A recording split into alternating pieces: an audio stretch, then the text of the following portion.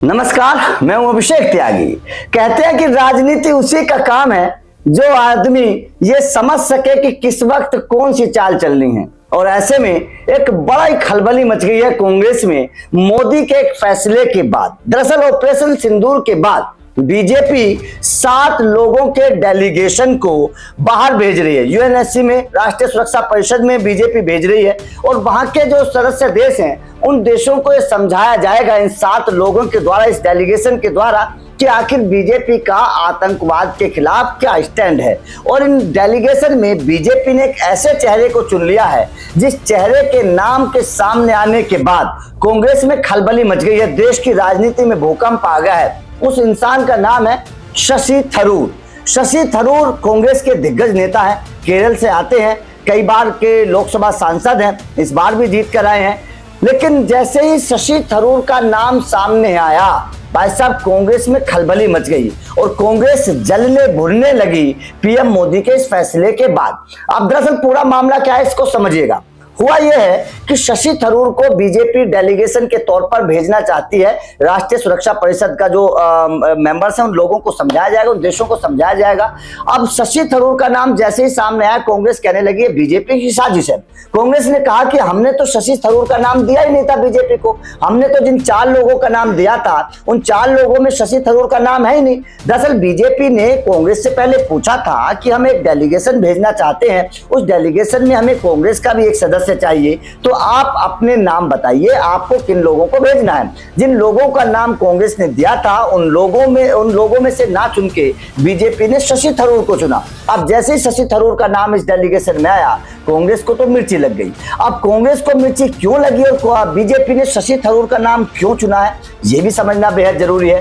दरअसल शशि थरूर अब इस वक्त जो आतंकवाद के खिलाफ भारत पूरी दुनिया में अपना पक्ष रखेगा, ऑपरेशन सिंदूर के बारे में जब पूरी दुनिया को अपनी बात बताएगा, तो उसमें एक समझदार इंसान का होना बेहद जरूरी है। लेकिन कांग्रेस को इतनी समझ नहीं है, कांग्रेस अकल की मारी है। इसी वजह से कांग्रेस को देश के लोग पसंद नहीं करते। कांग्रेस को यह पता नहीं है कि आखिर शशि थरूर का नाम बीजेपी ने क्यों चुना है। अब उसके पीछे की जो वजह है वो ये है कि शशि थरूर यूएन में काम कर चुके हैं। पिछले कई सालों तक उन्हें अमेरिका जैसे देशों में या विदेशों में रहने का बहुत अच्छा एक्सपीरियंस है। यूएन में काम कर चुके हैं, वो देश की राजनीति को समझते हैं, विदेश नीति को समझते हैं, वो हर चीज को बखूबी समझते हैं। दूसरी बात यह है कि शशि थरूर की इंग्लिश बहुत अच्छी है। शशि थरूर बहुत अच्छी इंग्लिश बोलते हैं। जब विदेशों में आप जाएंगे, अपनी बात रखेंगे, तो आपको ऐसे लोग चाहिए जो अच्छी स्पीकिंग कर सके, अच्छी इंग्लिश बोल सके और विदेशों में अपना पक्ष सही तरीके से रख सके। यह शशि थरूर की बात है। उसके अलावा यह कि शशि थरूर को विदेश नीति का बहुत अच्छा ज्ञान है। शशि थरूर को बहुत अच्छी समझ है कि किस तरीके से भारत के पक्ष को विदेशों में जाकर रखना है आतंकवाद के खिलाफ। ऐसे में बीजेपी ने यह सोच समझकर शशि थरूर का नाम इस डेलीगेशन में चुना है। लेकिन कांग्रेस को तो सही चीजें नहीं समझ में आती।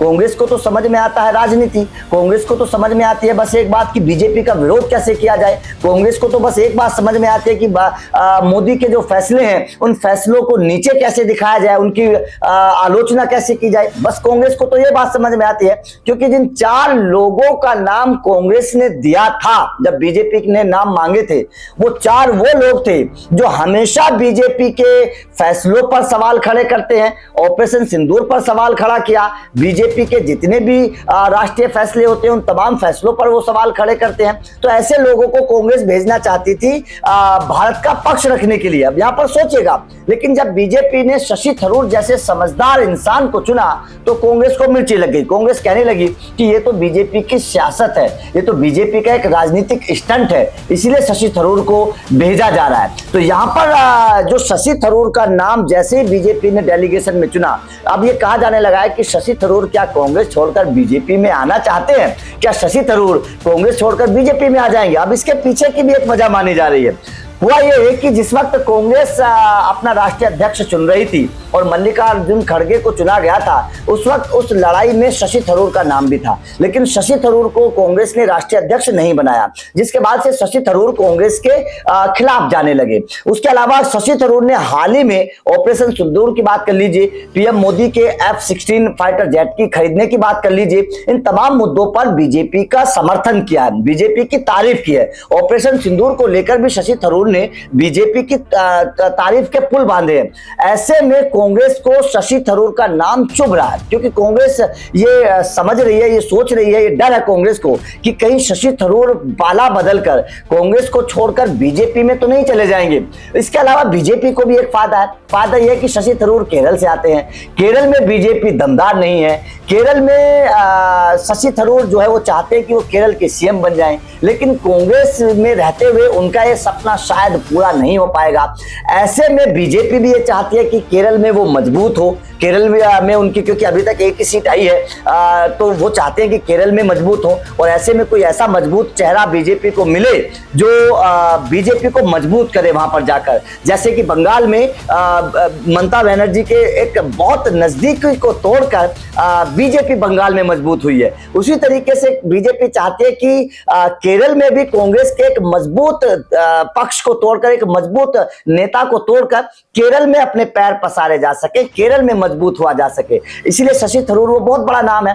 अब शशि थरूर को बीजेपी चाहती है, क्योंकि बीजेपी का भी थोड़ा सा लालच है कि शशि थरूर बीजेपी में आ जाते हैं तो केरल में बीजेपी, हालांकि बीजेपी की सरकार बनाना बड़ा मुश्किल होगा, क्योंकि केरल में बीजेपी का जनाधार ज्यादा है नहीं, लेकिन बीजेपी में अगर शशि थरूर आ जाते हैं तो केरल में कहीं ना कहीं बीजेपी का थोड़ा सा मजबूत जरूर होगी बीजेपी। और ये बीजेपी को भी पता है और शशि थरूर को भी पता है कि अगर वो बीजेपी में आ जाते हैं तो कहीं ना कहीं हो सकता है कि अब ना, लेकिन देर सवेर हो सकता है कि उनको सीएम बनने का मौका मिल जाए, लेकिन कांग्रेस में तो उनको मौका मिलेगा नहीं। तो यहाँ पर तमाम तरीके की इस वक्त चर्चाएं चल रही है जैसे ही शशि थरूर का नाम इस डेलीगेशन में आया।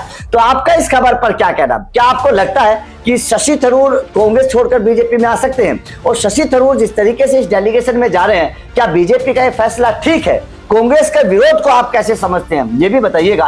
वीडियो अच्छी लगी हो तो लाइक और शेयर जरूर करिए, चैनल को सब्सक्राइब करिए, क्योंकि अपडेट लगातार आप लोगों को मिलते रहेंगे। Thank you very much. The party is completely entitled to its opinion. Clearly, this being a government delegation, the government had its own opinion as to who they felt appropriate. Look, I mean, my party leadership is entitled to its opinion of my abilities or lack thereof, and I think that is really for them to explain. I have absolutely no comment to make on that.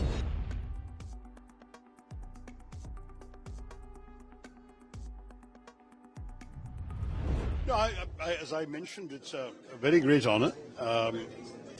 As a citizen, being called upon to serve the nation at a time of crisis is a matter of a duty for all of us. At the same time, for me, it is an honor that I've been asked to lead the delegation, and I look forward very much to playing my part. I've always said that when my services are required by the nation, I should not be found wanting, and I had no hesitation in accepting the kind invitation of the government, which, to my mind, is nothing to do with politics and everything to do with our country's national interests. And national interests, to my mind, are always above everything else.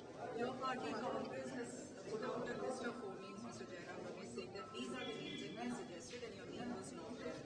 How do you see this? As I've said, the party is completely entitled to its opinion. Clearly, this being a government delegation, the government had its own opinion as to who they felt appropriate.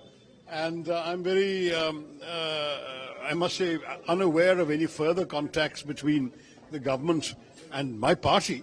And I think you should ask those concerned. As far as I'm concerned, I was asked, both in my capacity as a chairman of a parliamentary standing committee dealing with these issues, but also because very kindly the minister talked about my personal experience over the years in international affairs and the need for that experience and such knowledge as I may, such talents as I may possess, to be put to the service of the nation at this time. And I found that absolutely essential, what can I say, answer to give, that certainly when the nation needs my services, I am available, and I'm available for my country. To my mind, this has nothing to do with party politics. It's all to do with what our country has been through in recent times and the need for us to present a united front. As I recall, and I may be wrong because I was neither in India nor in Indian politics at that time, a similar set of delegations were sent by Prime Minister Manmohan Singh to various regions of the world after the 2008 terror attacks. So this is not unprecedented, and it is certainly something which, to my mind, is a good reflection of national unity at a time when unity is important. As you said, you see this as an honor, especially to lead a delegation to US and countries like that. But are you sad or disappointed at the way in which your party reacted or your party colleagues reacted? Look, I mean, my party leadership is entitled to its opinion of my abilities or lack thereof, and I think that is really for them to explain. I have absolutely no comment to make on that. I am honored to have been entrusted with the responsibility, and I will fulfill that responsibility, just as I have fulfilled every responsibility entrusted to me in my rather long working life, whether at the United Nations or in the Congress Party. I have fulfilled every task given to me with sincerity and commitment, and I intend to bring the same qualities to bear in my service in this particular mission. We are not talking about, it's a 10-day affair. I'll be going to Delhi. In any case, we have a Parliamentary Standing Committee meeting on Monday and Tuesday on various issues, including on this particular issue.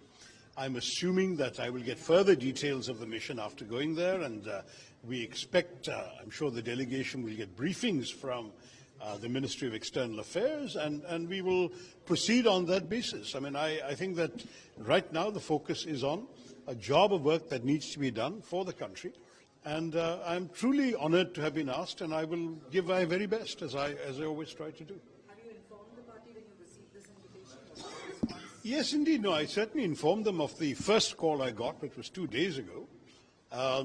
And I also mentioned to the minister who called me, who was a parliamentary affairs minister, that I assumed that he would be talking to the party leaderships of opposition parties, and he assured me that he would be. He also let me know that I was not the only one he was calling. There are other opposition MPs that he was calling. And I found it entirely appropriate, as I said, that the country should rally together on this particularly important issue. And now that I've been entrusted with the task of leading one of the delegations, I intend to give it my best shot. Thank you. Is there any communication gap between you and the party? Because this happens continuously. This happens? This communication gap between you and your party. No, the party has my telephone number and they can call me anytime they like. I don't think there's any difficulty there. So as far as I'm concerned, I don't really see any communication gap. Sometimes one learns about certain statements from the media. That may mean that we have other means of communication as well. But I don't think there's a particular gap that